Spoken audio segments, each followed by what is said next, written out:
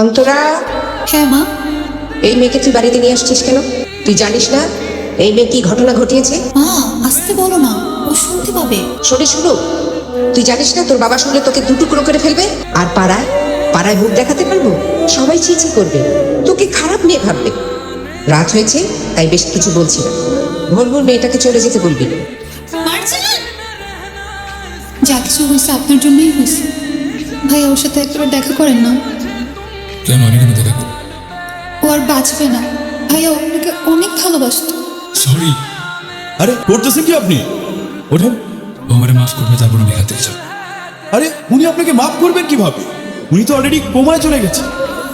আমাকে ভালোবাসেন না, ঠিক আছে, কিন্তু আমি তো আপনাকে ভালোবাসছিলাম।